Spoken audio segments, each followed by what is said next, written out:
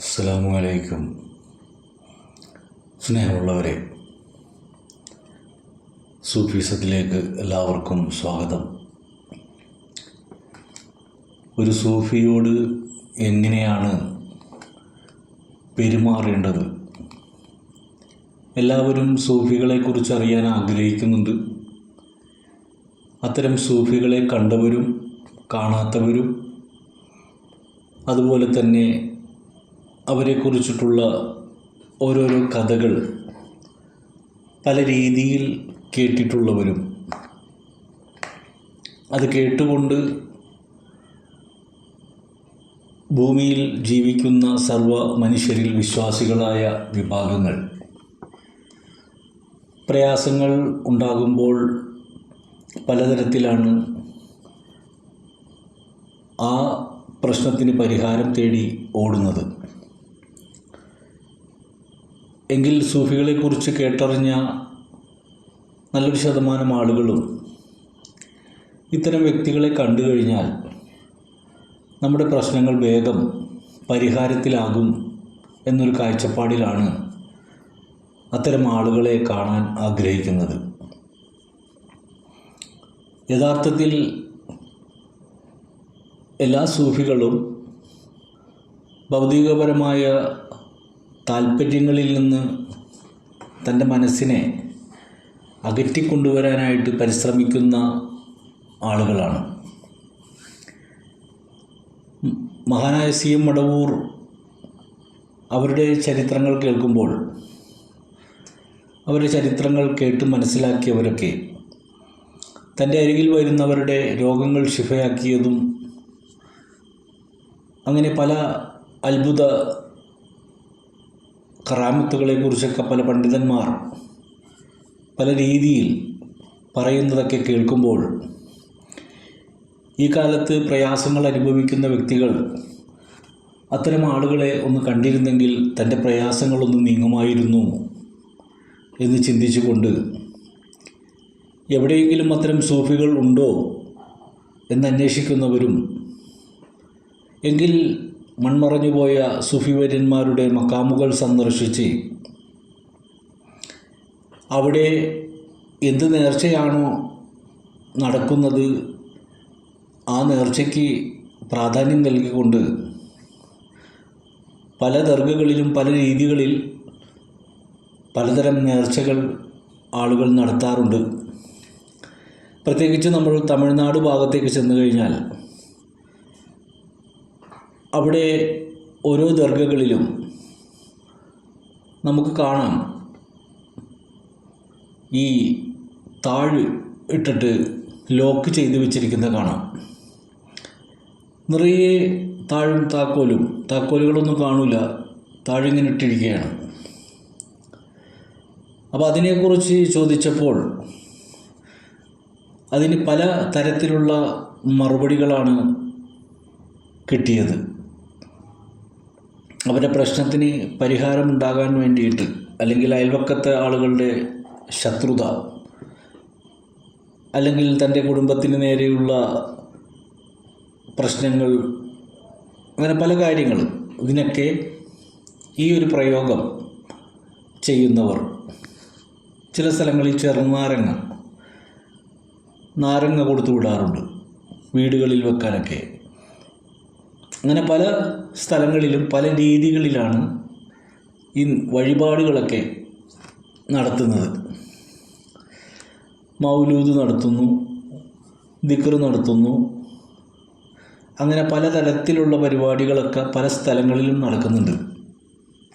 യഥാർത്ഥത്തിൽ അത് പറഞ്ഞു കൊടുക്കുന്നവരും അത് ചെയ്യുന്നവരും ഈ രണ്ട് കൂട്ടർക്കും ഇതിനെക്കുറിച്ച് വ്യക്തമായ ഒരു ധാരണയില്ല എന്നുള്ളതാണ് വാസ്തവം.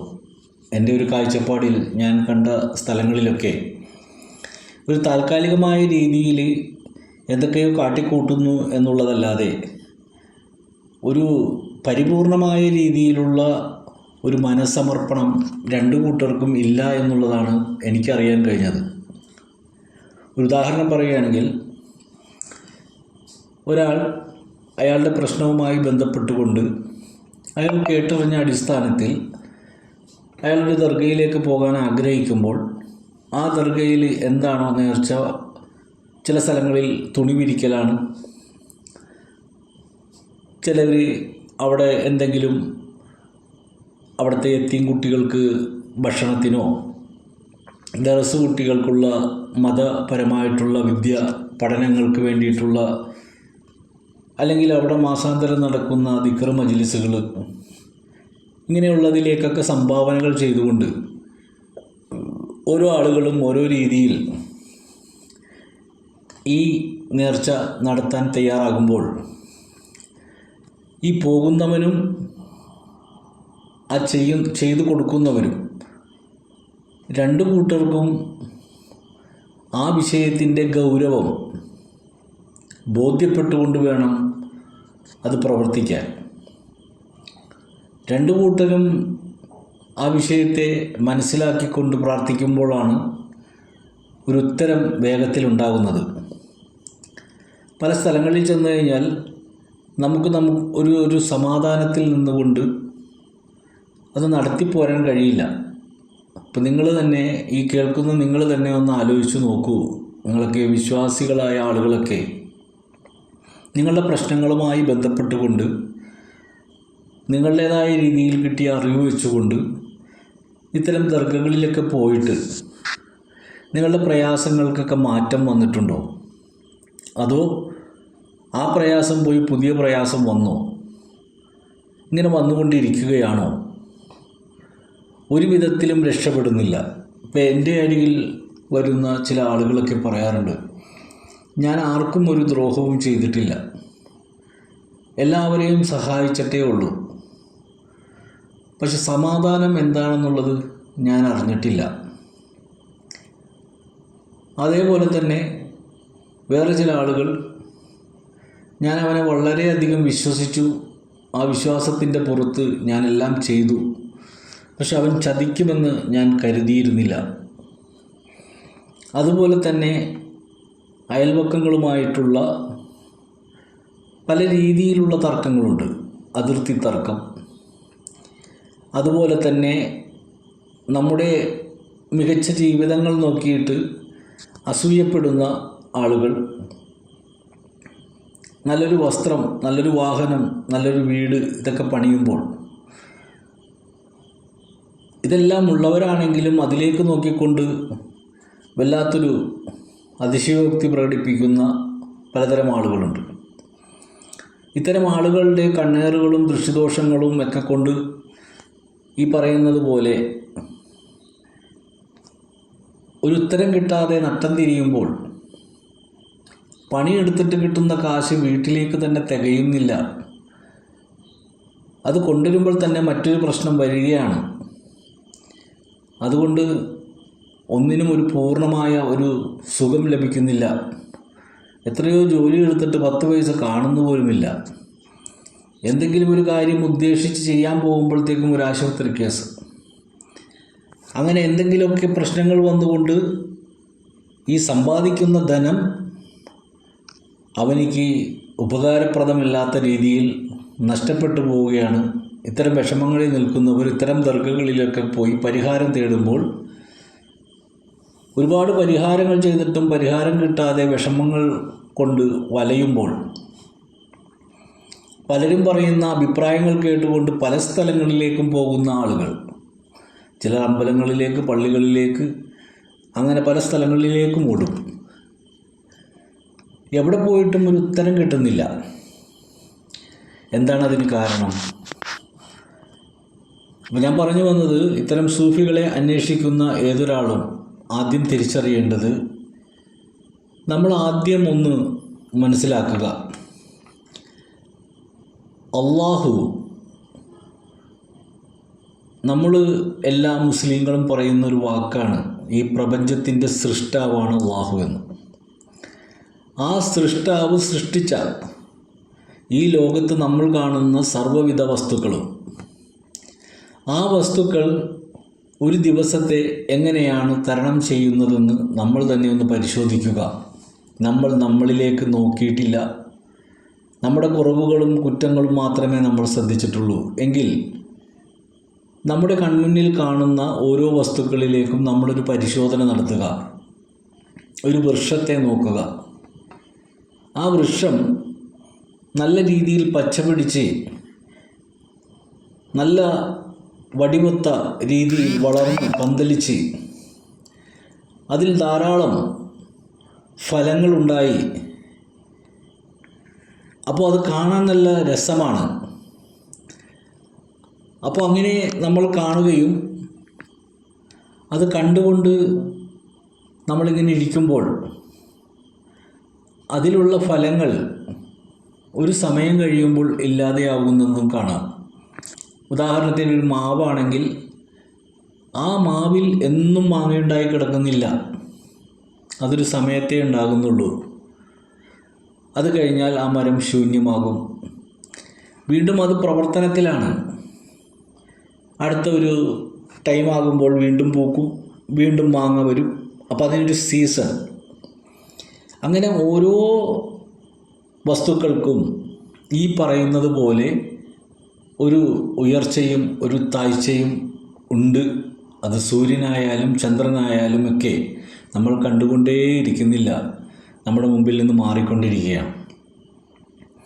അപ്പോൾ എന്നതുപോലെ മനുഷ്യനും ഈ ഇതുപോലെ സൃഷ്ടിയിൽപ്പെട്ട എല്ലാ കഴിവുകളുമുള്ള, കാണാനും കേൾക്കാനും സംസാരിക്കാനും ചിന്തിക്കാനും പല കാര്യങ്ങൾ പല രീതിയിൽ ചെയ്യാനും ഒക്കെ കഴിവുള്ള മനുഷ്യൻ.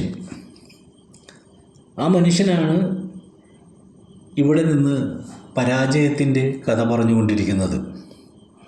അപ്പോൾ വെറുതെ നിൽക്കുന്ന ഒരു മാവ് ഒരു മണ്ണിൽ അനങ്ങാതെ നിന്നുകൊണ്ട് അത് ഒരു സീസണാകുമ്പോൾ ധാരാളം മാങ്ങകളെ തരുന്നുണ്ടെങ്കിൽ ഓടി നടക്കാൻ കഴിവുള്ള നമുക്ക് ഒന്നും ഉണ്ടാക്കാൻ കഴിയുന്നില്ല എന്നുള്ളത് എന്തുകൊണ്ടാണ് എന്ന് ചിന്തിച്ചാൽ നമുക്കൊരു ഉത്തരം കിട്ടും. അതിൻ്റെ കാരണം, ഒരു വൃക്ഷം ഭൂമിയിൽ അതിൻ്റെ വേരുകൾ ഭൂമിക്കടിയിൽ വേണ്ട രൂപത്തിൽ പരിവർത്തനം നടത്തിക്കൊണ്ടിരിക്കുന്നതിൻ്റെ ഫലമായി ആ വൃക്ഷത്തിൽ ഈ പറയുന്നത് പോലെ ഫലങ്ങൾ കാണാൻ സാധിക്കുന്നു. നമ്മളെ സംബന്ധിച്ചിടത്തോളം നമ്മുടെ പ്രശ്നത്തിലാണ് നമ്മൾ നിൽക്കുന്നത്. നമ്മൾ പ്രശ്നത്തിന് പരിഹാരങ്ങൾ കാണുന്നത് വേറെ രൂപത്തിലാണ്. ഈ പറയുന്നത് പോലെ പരിഹാരങ്ങൾ കിട്ടാൻ ഓടുകയാണ്. മറിച്ച് നമ്മൾ ഈ ഭൂമിയിൽ അള്ളാഹുവിൻ്റെ സൃഷ്ടിയായിട്ട് വന്നതാണെങ്കിൽ നമ്മുടെ നിയന്ത്രണം അവനിലാണെന്നുള്ളൊരു ബോധ്യം ആദ്യം നമുക്ക് ഉണ്ടാകണം. ഞാൻ അവൻ്റെ നിയന്ത്രണത്തിലുള്ള ഒരാളാണ്. എനിക്ക് സ്വയം ഒന്നും ചെയ്യാൻ കഴിയില്ല. എനിക്കെല്ലാം ചെയ്യാൻ കഴിയുന്നത് അവൻ്റെ സഹായം കൊണ്ട് മാത്രമാണ് എന്നുള്ള ഒരു ബോധ്യം, ഇത് ഉള്ളവനിക്ക് പരിഹാരങ്ങൾ നടക്കും. പക്ഷെ പലർക്കും അതില്ല. അള്ള ഉണ്ടെന്നൊക്കെ പറയുന്നുണ്ട്, നിസ്കരിക്കുന്നുണ്ട്, നോമ്പ് പിടിക്കുന്നുണ്ട്, ഒക്കെ ചെയ്യുന്നു. ഇതെല്ലാം ചെയ്യലാണ്. ഇതൊന്നും ഹൃദയത്തിൽ തട്ടി ചെയ്യുന്ന കാര്യങ്ങളല്ല. ഇതെല്ലാം ചെയ്യണ്ടേ എന്ന് പറഞ്ഞ് ചെയ്യുന്നവരെയാണ് ഞാൻ കൂടുതൽ കണ്ടിട്ടുള്ളൂ. മുസ്ലിമായി ജനിച്ചു പോയില്ലേ, ഇവിടെ പള്ളികളുണ്ടായില്ലേ, പണ്ഡിതന്മാരുണ്ടായില്ലേ, അപ്പോൾ മുസ്ലിമായ എനിക്ക് നിസ്കരിക്കണ്ടേ, നോമ്പുകാലം വരുമ്പോൾ നോമ്പ് പിടിക്കണ്ടേ? ഇങ്ങനെ നമ്മളെ സംബന്ധിച്ചിടത്തോളം ഇതൊക്കെ ഇങ്ങനെ ചെയ്യണ്ടേ എന്നുള്ള ഒരടിസ്ഥാനത്തിൽ ചെയ്യുന്നു എന്നല്ലാതെ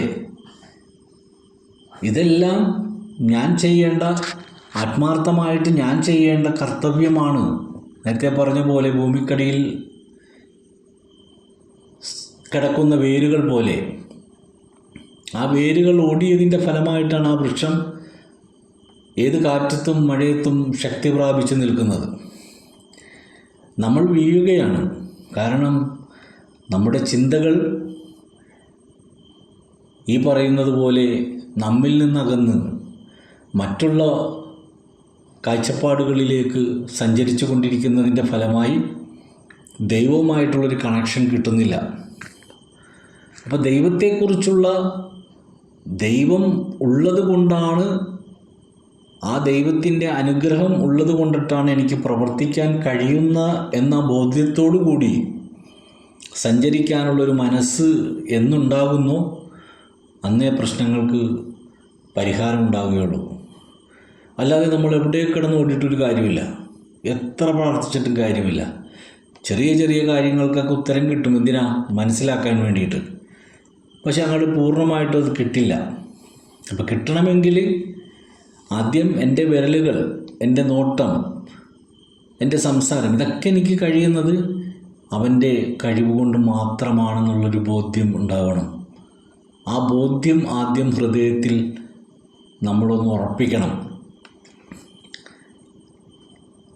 ഒരിക്കൽ ഒരു സൂഫി വര്യൻ അവർ വഫാത്താകുന്ന ആ ഒരു മുഹൂർത്തം, അവർ വഫാത്താകാൻ, അതായത് മരണപ്പെടാൻ കിടക്കുന്ന ആ ഒരു മുഹൂർത്തത്തിൽ, ഇനി അവർക്കൊന്നുമില്ല, മരിക്കാൻ കിടക്കുകയാണ്, മുരീദന്മാരൊക്കെ ചുറ്റും നിൽപ്പുണ്ട്. അദ്ദേഹം എന്തോ ചൊല്ലുന്നുണ്ട്, വ്യക്തമല്ല.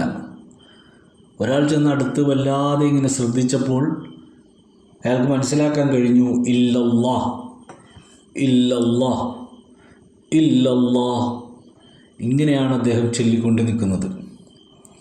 ഇത് കേട്ട ആ മുരീദ് അടുത്ത ഒരാളോട് വന്നിട്ട് പറഞ്ഞു, അവർ വളരെ പതുക്കെ പറയുന്നത് ഇല്ലല്ലാ എന്നാണ്, ലാ ഇലാഹ ഇല്ലല്ലാ എന്നല്ലേ നമ്മളെ പഠിപ്പിച്ചത്, അവരെന്താ ഇല്ലല്ലാ എന്ന് ചൊല്ലുന്നത്?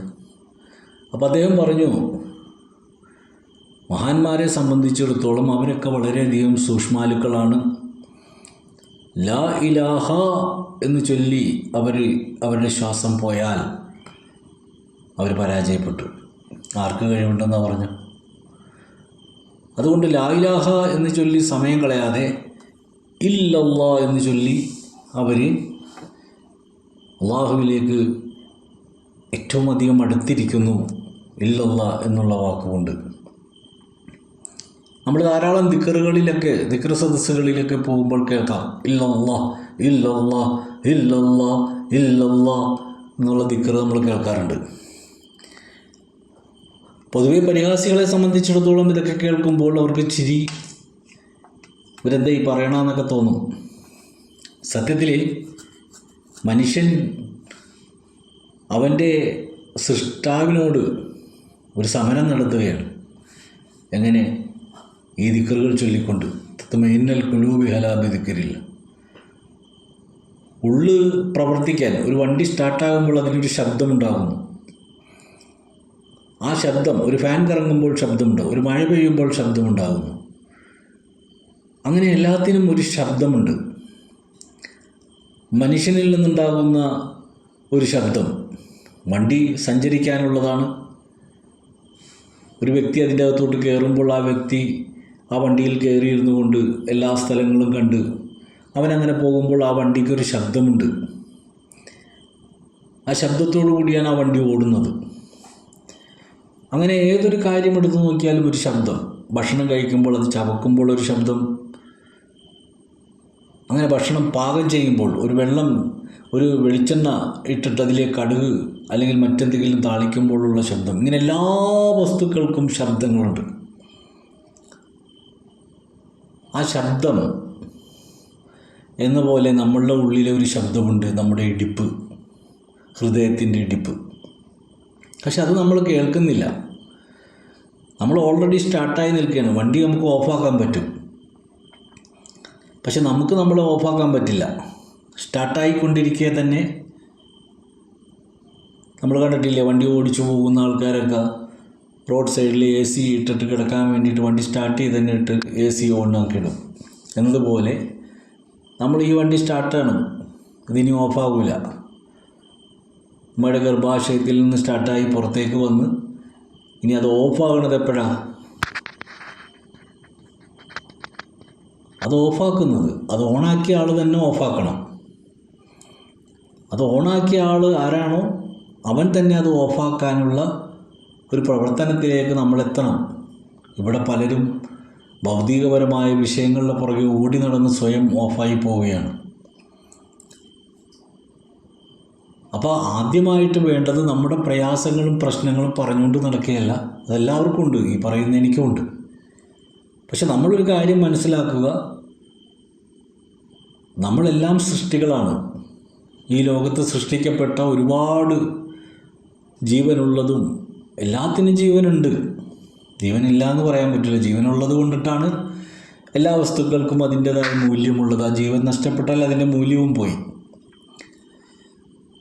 അപ്പോൾ ജീവനുള്ള എല്ലാ സൃഷ്ടികളിലും പെട്ടതാണ് ഒരു സൃഷ്ടിയായ മനുഷ്യനായ നമ്മൾ. എല്ലാം ചലിക്കുന്നത് അവൻ്റെ അനുഗ്രഹം കൊണ്ടാണ്. അപ്പോൾ നമ്മൾ നമ്മുടെ കുട്ടികളെ ക്ലാസ്സിലേക്ക് വിടുമ്പോൾ അവരെ നമ്മൾ നോക്കിക്കാണുന്നത് പോലെ അവരൊന്നും അറിയുന്നില്ല. അവരെല്ലാം ഇങ്ങനെ അവരെ എൻജോയ് ചെയ്തു പോവുകയാണ്. പക്ഷെ നമ്മളവരെ ശ്രദ്ധിക്കുന്നുണ്ട്. നമ്മൾ ശ്രദ്ധിക്കുന്നത് കൊണ്ടിട്ട്, നമ്മുടെ നിയന്ത്രണത്തിൽ സഞ്ചരിക്കുന്നത് കൊണ്ടിട്ട് അവർക്ക് വേണ്ടതെല്ലാം നമ്മൾ കൊടുക്കുന്നുണ്ട്. പക്ഷെ നമ്മുടെ നിയന്ത്രണത്തിൽ നിന്ന് അവർ പുറത്ത് ചാടിക്കഴിഞ്ഞാലോ, നമ്മൾ അനുസരിക്കാതെ വന്നാലോ, നമ്മൾ തന്നെ പറയും, ഇനി നീ വീട്ടിൽ കയറണ്ട, പോയിക്കോ, നിൻ്റെ ഇഷ്ടത്തിന് പോയിക്കോ. അപ്പോൾ നമ്മളെ അനുസരിക്കുന്ന മക്കളെ നമ്മൾ നോക്കുന്നത് പോലെ, നമ്മളെ അനുസരിക്കാത്ത മക്കളോട് നമുക്ക് വെറുപ്പുണ്ടാകുന്നത് പോലെ, ഒരു വിധത്തിലും കേൾക്കാതെ വന്നാൽ നമ്മൾ വീട്ടിൽ നിന്ന് തന്നെ അവനെ പുറത്താക്കും. അപ്പം എന്നതുപോലെ തന്നെ അള്ളാഹുവിനോട് ആരാണോ നീതി പുലർത്തുന്നത് അവനെ അള്ളാഹ് നോക്കും. ആരാണോ അഭിനയിക്കുന്നത് അവനോടും അള്ളാഹ് അഭിനയിക്കും. ആരാണോ അവനോട് നന്ദികേട് കാണിക്കുന്നത് അവനിൽ നിന്ന് അവനകലും. അവനകന്നു കഴിഞ്ഞാലാണ് പിന്നെ ഈ പറയുന്ന ആളുകൾക്ക് ഉത്തരം കിട്ടാതെ ആകുമ്പോൾ പോയി കെട്ടിത്തൂങ്ങി ചാകണതും, വിഷം കഴിച്ച് മരിക്കണതും, ട്രെയിനിന് തലവെക്കണതും. എന്താ, രക്ഷിക്കാൻ ആരുമില്ല. അപ്പോൾ അവരുടെ പ്രശ്നത്തെക്കാളും വലിയ പ്രശ്നം നമുക്കുണ്ടാവും. പക്ഷെ നമുക്ക് മരിക്കാൻ പറ്റുന്നില്ല. എന്താ കാര്യം? നമ്മൾ നമ്മുടെ സൃഷ്ടിതാവിനെ നമ്മൾ ഓർക്കുന്നു, ഭയപ്പെടുന്നു. അപ്പോൾ അവൻ്റെ നോട്ടം അവൻ നമ്മളെ രക്ഷിക്കും. നമ്മൾ തിരിച്ചറിയുന്നില്ല. അതുകൊണ്ടാണ് ഇത് വൈകുന്നത്. അതുകൊണ്ട് തിരിച്ചറിയാൻ ശ്രമിക്കുക. അതുകൊണ്ട് എനിക്ക് ചലിക്കാൻ കഴിയുന്നത് അവൻ്റെ അനുഗ്രഹം കൊണ്ടാണ്. അവൻ്റെ നിയന്ത്രണത്തിലാണ് ഞാൻ. അവൻ എല്ലാത്തിനും കഴിവുള്ളവനാണ്. അവൻ്റെ മുമ്പിൽ അനുസരിച്ച് നിൽക്കാനുള്ള ഒരു മനസ്സ് നമുക്ക് ആദ്യം ഉണ്ടാകണം. എന്നിട്ട് നമ്മുടെ വിഷയത്തിലേക്ക് ഇറങ്ങുക. നമ്മളതല്ല ചെയ്യുന്നത്. കാണുന്നതൊക്കെ ഇഷ്ടപ്പെട്ടുകൊണ്ട് അതിൻ്റെ പുറകെ ഓടി ഭാരിച്ച തലവേദനകളൊക്കെ ഉണ്ടാക്കി കഴിഞ്ഞിട്ട് ഒരു വലിയ കൂമ്പാരമാക്കി വെച്ചിട്ടാണ് നമ്മൾ പ്രശ്നങ്ങൾക്ക് പരിഹാരം തേടുന്നത്. അതുകൊണ്ട് നിലവിൽ പ്രയാസങ്ങളും പ്രശ്നങ്ങളുമുള്ള എല്ലാവരും നിങ്ങളുടെ മനസ്സിനെ റബ്ബിലേക്ക് ഒന്ന് കൊണ്ടുപോകാൻ ശ്രമിക്കുക. എനിക്ക് ചലിക്കാൻ കഴിഞ്ഞത്, എനിക്ക് ചിന്തിക്കാൻ കഴിയുന്നത്, അപ്പോൾ എനിക്ക് വന്നു പോയ ഇപ്പോൾ നമ്മുടെ മകൻ തന്നെ ഒരു കേസിൽ പെട്ട് കഴിഞ്ഞാൽ അവൻ കാണിച്ച ഗുരുത്തക്കേട് കൊണ്ടാണ് അവൻ കേസിൽ പെട്ടത്. പക്ഷേ നമുക്ക് മോൻ പ്രിയപ്പെട്ടതാണ്. അതുകൊണ്ട് അവനെ രക്ഷിക്കാൻ വേണ്ടി നമ്മൾ ഓടും. എന്നതുപോലെ ഒരു കുറ്റബോധം നമ്മുടെ ഹൃദയത്തിൻ്റെ ഉള്ളിലുണ്ടെങ്കിൽ നമ്മളെ രക്ഷിക്കാനുള്ള വഴി അല്ലാഹു തആല കാണിച്ചു തരും. അതുകൊണ്ട് മനസ്സ് റബ്ബിലേക്ക് പരിപൂർണമായി സമർപ്പിച്ചുകൊണ്ട് ആ സമർപ്പണം വെച്ചിട്ട് വേണം പ്രാർത്ഥന നടത്താൻ. ഇവിടെ പലരും പോയി ഓരോ പണ്ഡിതന്മാർ പറയുന്ന ഇന്ന ദിക്ർ ചൊല്ലു, ആ ദിക്ർ ചൊല്ലു, ഇത് 33 ചൊല്ലു, അത് 333 ചൊല്ലു. ഇവിടെ ചെല്ലണെങ്ങനെ? എൻ്റെ പ്രശ്നം മാറാനായിട്ട് 33 ചൊല്ലി എൻ്റെ പ്രശ്നം മാറുമെന്ന് വിശ്വസിച്ചുകൊണ്ടാണ് ചെല്ലണം. അങ്ങനെയല്ല.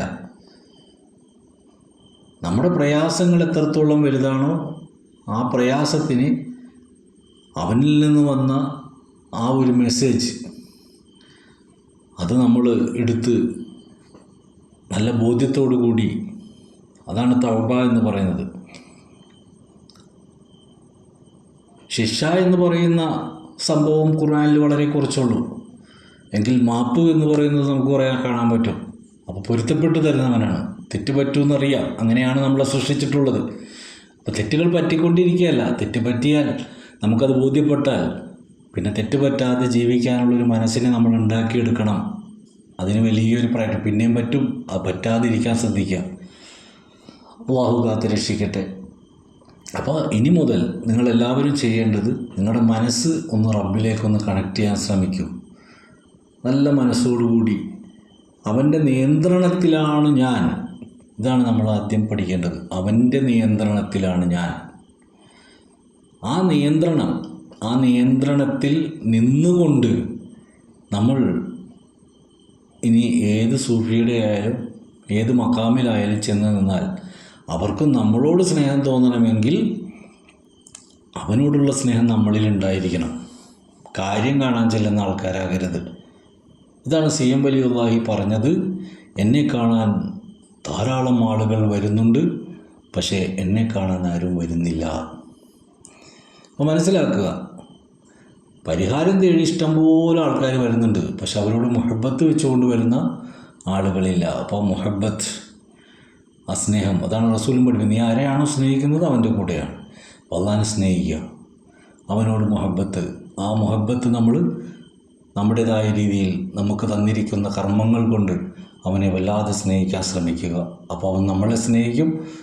ആ സ്നേഹം നമുക്ക് കിട്ടിക്കഴിഞ്ഞാൽ നമ്മുടെ പ്രയാസങ്ങൾ നീങ്ങിപ്പോകുന്നതാണ്. അല്ലാഹു തആല അതിന് തൗഫീഖ് ചെയ്യട്ടെ എന്ന് പ്രാർത്ഥിക്കുന്നു. ഇൻഷാ അല്ലാഹ് വിശദമായി ഇനിയും സംസാരിക്കാം. സ്നേഹപൂർവ്വം.